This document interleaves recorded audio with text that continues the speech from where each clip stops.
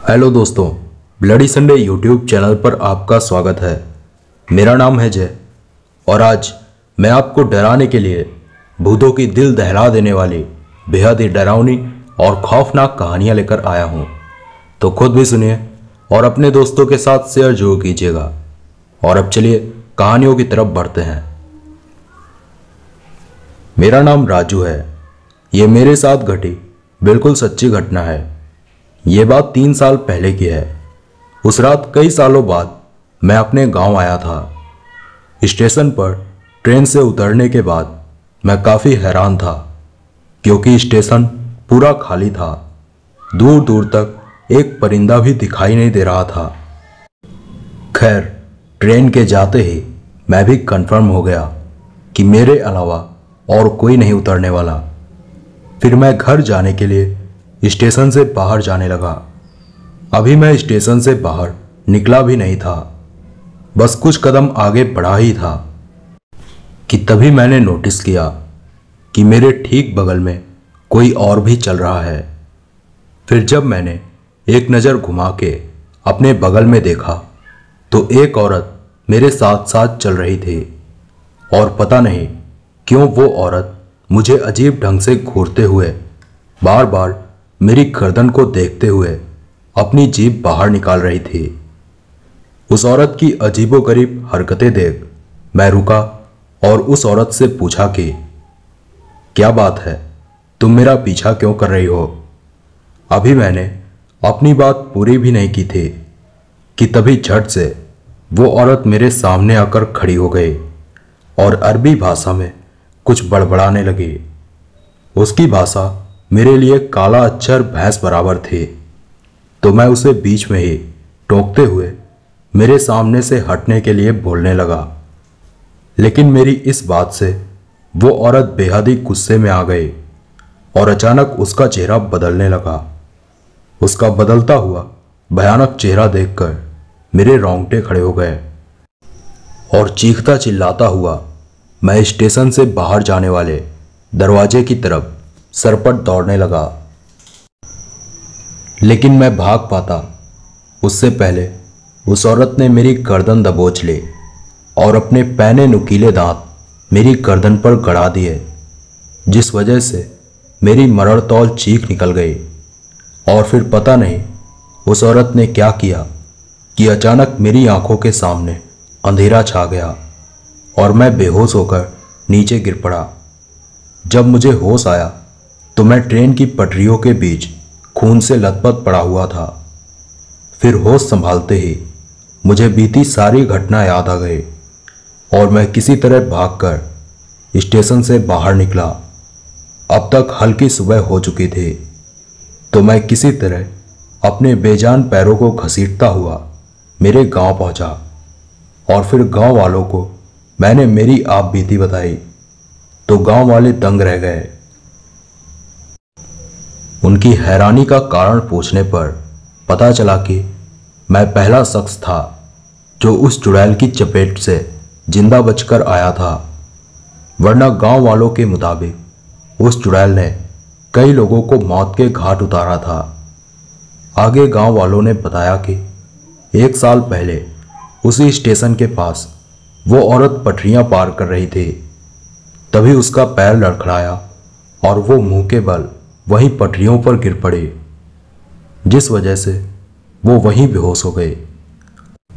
और बदकिस्मती से ट्रेन के गुजरने तक उस औरत पर किसी की नज़र नहीं पड़ी और ट्रेन उस औरत को कुचलती हुई आगे निकल गई। इस हादसे में उस औरत की पटरियों पर ही मौत हो गई। तब से उस औरत ने चुड़ैल का रूप ले लिया और अब वो चुड़ैल स्टेशन पर भटकती है और आने जाने वाले लोगों का शिकार करके उन्हें पटरियों पर अपनी तरह मरने के लिए छोड़ देती है। इसी वजह से गांव का कोई भी स्टेशन के आसपास से भी नहीं गुजरता है। गांव वालों की बातें सुनकर जहां मेरे पसीने छूटने लग गए थे, तो वहीं मुझे समझ आ गया था कि क्यों उस रात स्टेशन पूरा खाली पड़ा हुआ था। दोस्तों, इस घटना के बाद मैं कभी दोबारा मेरे गांव के उस भूतिया रेलवे स्टेशन पर नहीं गया। हालांकि अब मुझे गांव से बाहर जाना होता है तो मैं ट्रेन की बजाय बस से चला जाता हूँ। तो दोस्तों, ये थी मेरे साथ घटी बिल्कुल सच्ची घटना। तो चलिए दोस्तों, अगली कहानी की तरफ बढ़ते हैं। मेरा नाम गोविंद है। ये बात काफ़ी पुरानी है, मुझे ठीक से तो याद नहीं, पर लगभग 8 से 10 साल पहले मेरे साथ ये घटना घटी थी।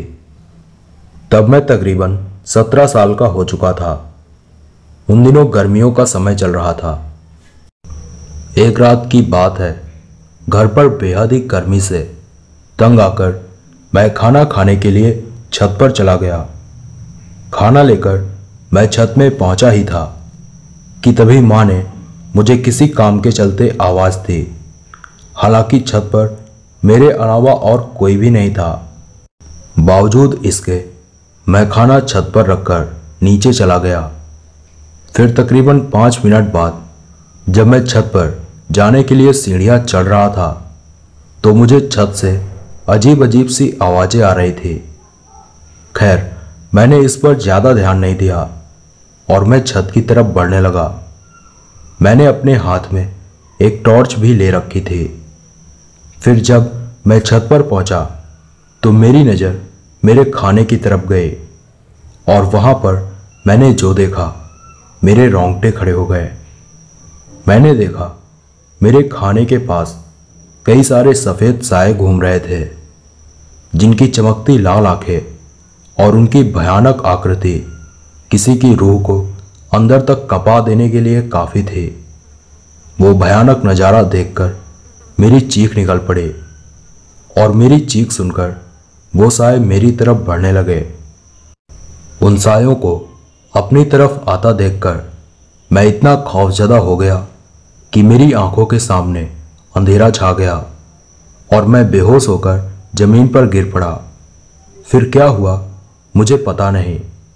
फिर जब मुझे होश आया तो मैं अपने बिस्तर पर था। माँ मेरे पास ही बैठी थी। होश संभालते ही मैंने माँ को सारी बात बताई। मेरी बातें सुनकर माँ भी सकते में आ गई। फिर माँ ने मेरी नज़र उतारी और माँ ने बताया कि खाने को कभी भी छोड़कर नहीं जाना चाहिए, खासकर जब खाना घर से बाहर, छत पर या कहीं और खा रहे हो, क्योंकि ऐसे खाने पर बुरी शक्तियों की नज़र होती है। माँ की बात सुनकर मैं काफ़ी डर गया और अब कभी भी मैं घर के बाहर तो क्या, घर पर भी कभी अपने खाने को छोड़कर नहीं जाता हूँ। तो दोस्तों, ये थी मेरे साथ घटी बिल्कुल सच्ची घटना। तो चलिए दोस्तों, अगली कहानी की तरफ बढ़ते हैं। मेरा नाम अरजीत है। ये मेरे और मेरे दोस्त रमन के साथ घटी बिल्कुल सच्ची घटना है। ये बात करीब 4 साल पहले की है। उस रात मैं और रमन ढाबे पर खाना खाकर वापस घर आ रहे थे। दरअसल मैं और रमन एक ही गांव से हैं और हम दोनों शहर में एक बड़ी फैक्ट्री में साथ ही नौकरी करते थे। शहर में ही हम दोनों ने एक कमरा किराए पर लिया हुआ था और हर रात ढाबे से खाना खाकर हम अपने कमरे में आकर सो जाते थे। तो ठीक उस रात भी हम ढाबे से खाना खाकर वापस घर लौट रहे थे। रात काफ़ी हो चुकी थी। रात के तकरीबन 11:30 बज रहे थे। इतनी रात हो जाने की वजह से रास्ता लगभग खाली पड़ चुका था। खैर, हम दोनों बातें करते हुए आगे बढ़ते जा रहे थे। मैं बाइक चला रहा था और रमन मेरे पीछे बैठा था। हम आगे बढ़ ही रहे थे कि तभी हमारी नज़र रास्ते के बीच खड़ी एक औरत पर पड़ी।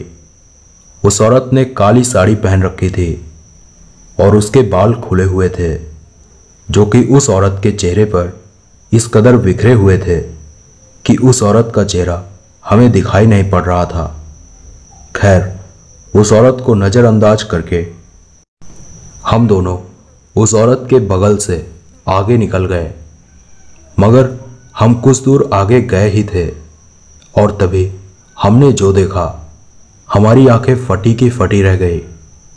दरअसल हमने देखा रास्ते के बीचों बीच वही औरत सर झुकाए खड़ी थी जिसे हमने कुछ देर पहले देखा था। वो देखना ही था कि हमें समझ आ गया कि कुछ तो गड़बड़ जरूर है। खैर, हिम्मत करके हम दोबारा उस औरत के बगल से आगे निकलने के लिए आगे बढ़ने लगे। मगर जैसे ही हम उस औरत के करीब पहुंचे, वो औरत कुर्राते हुए रास्ते पर अट्टहास करने लगी। उस औरत की वो अजीबोगरीब हरकतें देखकर जहां मेरे रोंगटे खड़े हो गए थे, तो वहीं मेरा दोस्त बाइक से नीचे उतर गया और उस औरत के पास जाकर उस पर चिल्लाने लगा, जबकि मैं उसे बार बार आवाज़ दे रहा था कि उस औरत के पास मत जा, वो कोई साधारण औरत नहीं है। लेकिन मेरा दोस्त गुस्से के चलते मेरी बातों को अनसुना कर उस औरत के पास चला ही गया। अभी वो उस औरत पर चिल्ला ही रहा था कि तुम कौन हो, बार बार हमारा पीछा क्यों कर रही हो, कि तभी वो औरत अपने असली रूप में आ गई। उस डायन का कटा फटा भयानक चेहरा देखकर मेरे पसीने छूट गए।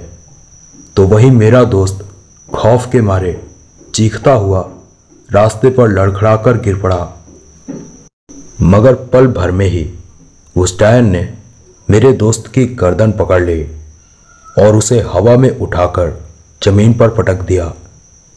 जमीन पर गिरते ही मेरे दोस्त की मरण तौल चीख निकल गई और वो रोता गिड़गिड़ाता हुआ उस डायन से अपनी जान की भीख मांगने लगा। मगर तभी उस बेरहम डायन ने मेरे दोस्त की गर्दन दबोच ली और उसका सर उसके धड़ से अलग कर दिया और उसके धड़ को घसीटते हुए वो डायन जंगल में चली गई। वो खौफनाक मंजर देखकर मेरी जान हलक में अटक गई। डर से मेरा पूरा शरीर कपकपा रहा था। मुझ में अब एक कदम तलक चलने की भी हिम्मत नहीं बची थी। ऐसा लग रहा था मानो मेरा शरीर पूरा जाम हो गया था। लेकिन फिर जैसे तैसे भागकर मैं मेरे कमरे में पहुंचा। उस रात डर के मारे मुझे नींद नहीं आई और फिर अगले दिन मुझे खबर मिली कि उसी जगह पर जहां पर मेरे साथ ये घटना पेश आई थी, उसी जगह से कुछ दूर झाड़ियों में एक लाश विभस्त हालत में मिली है। मैं समझ गया कि वो लाश रमन की ही थी। मगर मैंने इस बारे में किसी को कुछ नहीं बताया और उसी दिन मैं मेरे गांव जाने के लिए ट्रेन से निकल पड़ा। दोस्तों, इस घटना के बाद मैं फिर कभी उस शहर तक में लौटकर दोबारा नहीं गया। मुझे नहीं पता कि आप सब मेरी इन बातों पर यकीन करेंगे या नहीं, मगर ये मेरे और मेरे दोस्त रमन के साथ घटी बिल्कुल सच्ची घटना है। तो चलिए दोस्तों, अगली कहानी की तरफ बढ़ते हैं। मेरा नाम सूर्या है।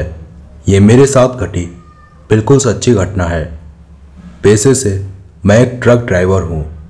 ट्रक ड्राइवरी करते हुए वैसे तो मेरे साथ ना जाने कितनी अजीबोगरीब घटनाएं घटी हैं, मगर आज मैं आपको मेरे साथ घटी एक बिल्कुल सच्ची घटना से रूबरू करवाने जा रहा हूँ। ये बात 3 साल पहले की है। उस रात मेरे खालसी के ना आने से मैं अकेले ही ट्रक में सामान लदवाकर डिलीवरी करने के लिए निकल पड़ा। उस वक्त रात के तकरीबन 10 बज चुके थे और अब तक हाईवे भी खाली पड़ने लगा था। मुश्किल से इक्का दुक्का गाड़ियां नजर आती थी और वो भी बड़ी गाड़ियां जैसे कि ट्रक और बस वगैरह। और अब मुझे तेज भूख भी लग रही थी। दरअसल उस रात मैं अपने खाने का सामान यानी कि टिफिन लाना भूल गया था, जिस वजह से भूख के मारे अब मेरे पेट में चूहे कूदने लगे थे। तो मैं रास्ते पर आगे बढ़ते हुए किसी ढाबे या रेस्टोरेंट की तलाश करने लगा, मगर इतने सुनसान रास्ते पर किसी ढाबे के मिलने की मुझे उम्मीद कम थी। फिर कई देर भूखे पेट ट्रक चलाने के बाद मुझे रास्ते के किनारे एक झोपड़ी नजर आई, जिसके बाहर हल्की सी रोशनी हो रही थी। मुझे लगा शायद उस झोपड़ी में कोई रहता होगा, तो उससे जरूर कुछ खाने के लिए मिल जाएगा। यही सोचकर मैंने ट्रक उस झोपड़ी के सामने खड़ा किया और फिर मैं उस झोपड़ी के पास चला गया और फिर 4-5 बार दरवाज़ा खटखटाने पर एक बूढ़ी औरत ने खांसते हुए दरवाज़ा खोला।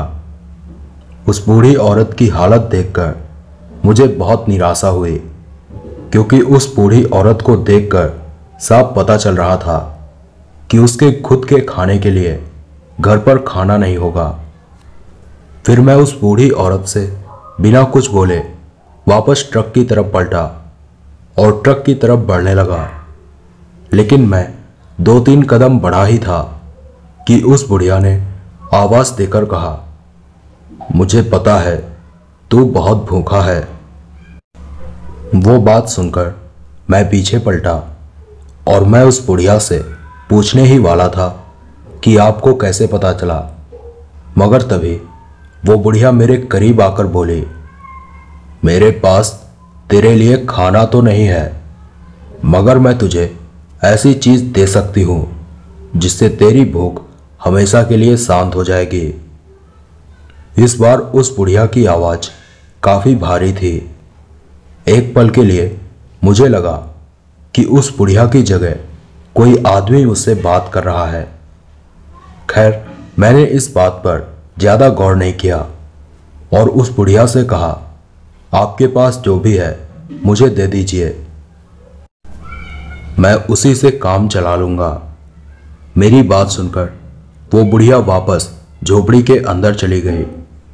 फिर जब वो बाहर आई तो उसके हाथ में एक बड़ा सा प्याला था और उस प्याले को उस बुढ़िया ने मेरे हाथ में थमा दिया। और जब मेरी नज़र उस प्याले पर पड़ी तो मेरी आंखें फटी की फटी रह गई। उस प्याले में इंसानी खून भरा हुआ था। वो देखकर मैंने फौरन वो प्याला दूर फेंक दिया और मैं गुस्से में उस बूढ़ी औरत पर चिल्लाने लगा। और तभी वो बुढ़िया अपने असली रूप में आ गई, जो कि इतना भयानक था कि एकदम से मेरे रोंगटे खड़े हो गए और मैं सरपट वहां से भागा। भागते हुए जब मैंने पीछे पलटकर देखा तो वो चुड़ैल भी मेरे पीछे भागते हुए आ रही थी, जिस वजह से मुझे ट्रक में चढ़ने तक का मौका नहीं मिला। लिहाजन मैं दौड़ता हुआ हाईवे पर पहुंच गया। हाईवे पर भागते हुए मुझे एक बस आती दिखी। हैरानी की बात यह थी कि बस वाले ने मेरे हाथ दिखाने से पहले ही बस रोक दी। मैं झट से बस में चढ़ा और बस की सबसे पिछली वाली सीट पर बैठ गया और तभी बस चल पड़ी। कुछ देर दौड़ने की वजह से बस में बैठे बैठे हाँफते रहने के बाद मैंने चैन की सांस ली और बस के कंडक्टर को आवाज़ देते हुए पूछा, अरे कंडक्टर साहब, ये बस कहाँ को जाएगी? इतना बोलने के बाद जब मैंने कंडक्टर को देखने के लिए बस में अपनी नज़रें घुमाई तो मेरे रोंगटे खड़े हो गए। बस में कंडक्टर तो दूर की बात, ड्राइविंग सीट पर ड्राइवर तलक दिखाई नहीं दे रहा था, मगर बस अपने आप ही चले जा रही थी और बस का हैंडल भी अपने आप ही इधर उधर घूम रहा था। ये देखकर मेरे पसीने छूटने लगे कि बस में मेरे अलावा और कोई भी नहीं था।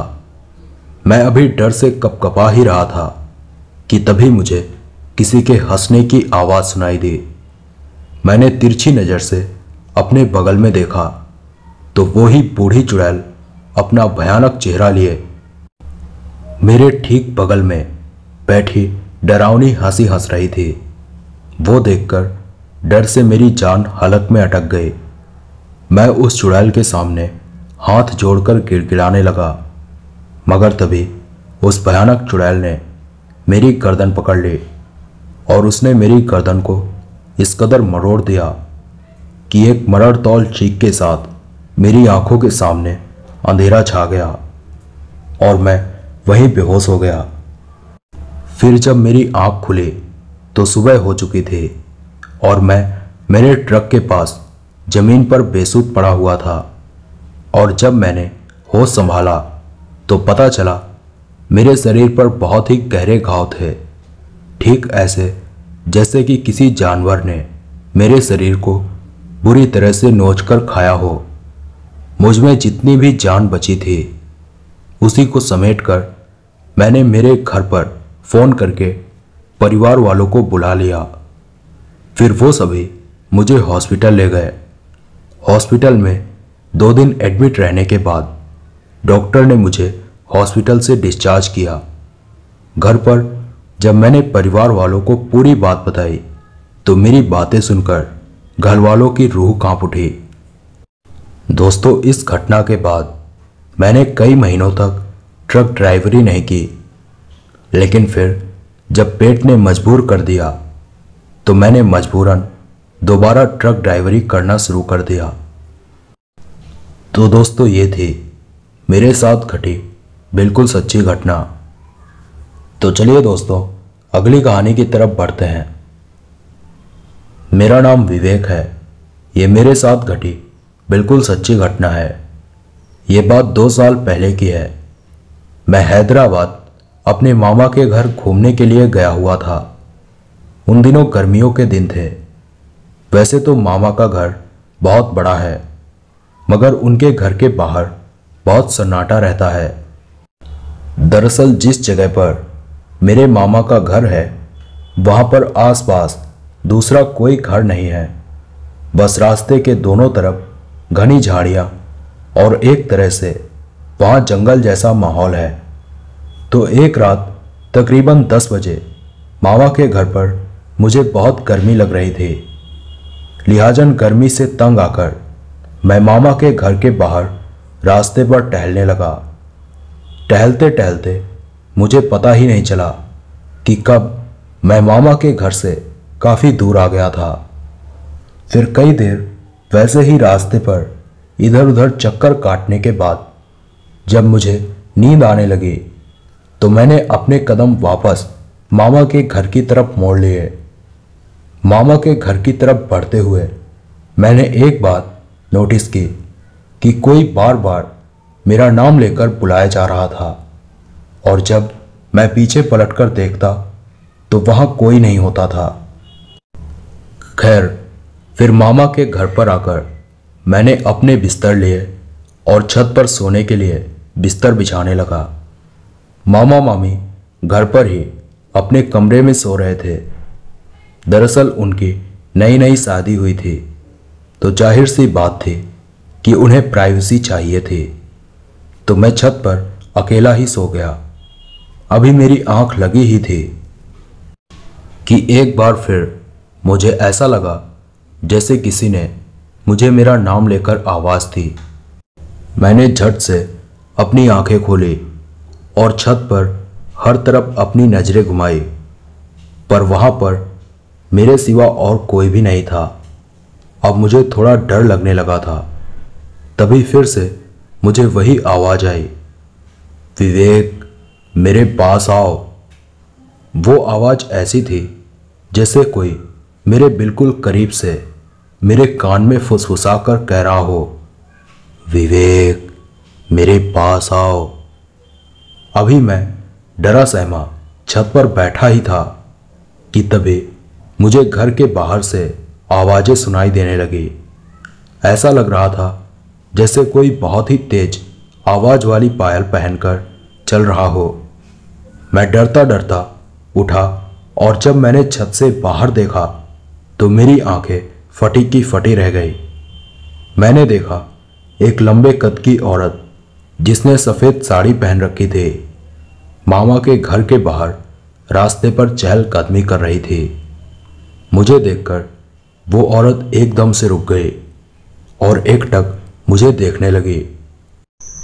उस औरत में से एक सफ़ेद रोशनी निकल रही थी और उसकी आंखें चमक रही थी, बिल्कुल किसी नीले बल्ब की तरह। अभी मैं उस औरत को देख ही रहा था कि तभी वो औरत हाथ का इशारा करके मुझे अपने पास बुलाने लगी और एक बार फिर मुझे वो गर्म सांसों वाली आवाज़ सुनाई दी, विवेक मेरे पास आओ। इतना सब सुनने और देखने के बाद मेरी सांसें ऊपर नीचे होने लगी। मैं फौरन छत से नीचे जाने के लिए भागने लगा, मगर तभी अचानक वो औरत हवा पर सवार होकर मेरे सामने प्रकट हो गई और गुस्से में चिल्लाने लगी। अब वो अरबी भाषा में कुछ बड़बड़ाए जा रही थी जो मुझे बिल्कुल समझ नहीं आ रहा था, मगर मेरे रोंगटे खड़े हो चुके थे और पसीने से मेरा शरीर तार तार हो चुका था। और तभी उस औरत ने मेरी गर्दन पकड़ ली और इसी के साथ वो औरत एक भयानक पिशाचिनी में बदल गई।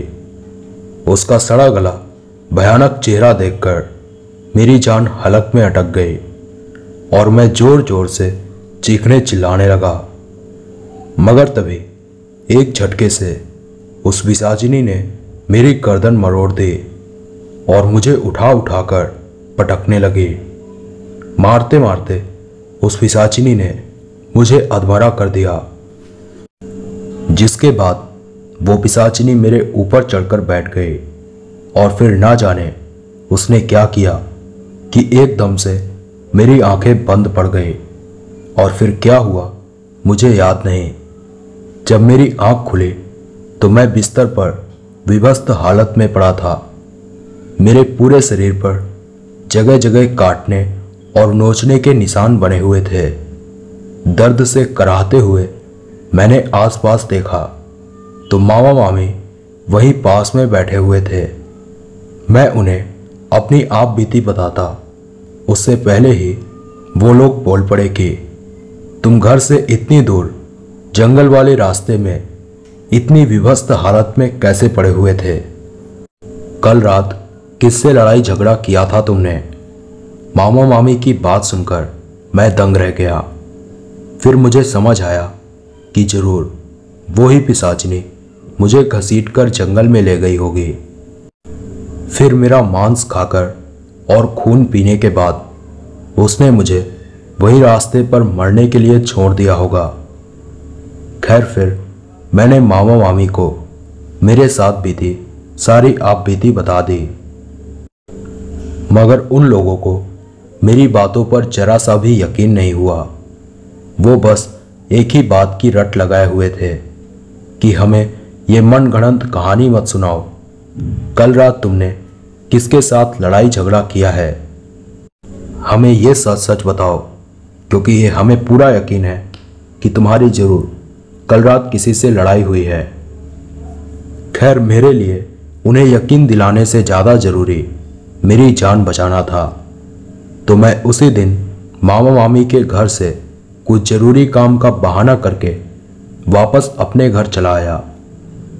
दोस्तों, इस घटना के बाद मैं अभी तक दोबारा मेरे मामा मामी के घर नहीं गया और बस मेरी भगवान से एक ही प्रार्थना है कि ऐसी बुरी शक्तियों से अब कभी दोबारा मेरा सामना ना हो।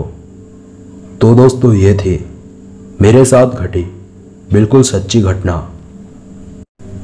मेरे दोस्तों, ये थी हमारी आज की कुछ बेहद ही डरावनी कहानियाँ और वाकई ये कहानियाँ बेहद ही खौफनाक थी। ऐसी ही सच्ची डरावनी कहानियाँ हर रोज़ सुनने के लिए बिना घबराए ब्लडी संडे यूट्यूब चैनल को अभी सब्सक्राइब कर लीजिए और बेल आइकन को ऑल पर सेलेक्ट करके चैनल को सब्सक्राइब करके वीडियो को शेयर ज़रूर कर दीजिएगा। मैं मिलूँगा आपसे कुछ और सच्ची डरावनी कहानियों के साथ। तब तक के लिए आप अपना फेवरेट हॉरर टॉपिक मुझे कमेंट में बता दीजिए। Thanks for watching. Take care.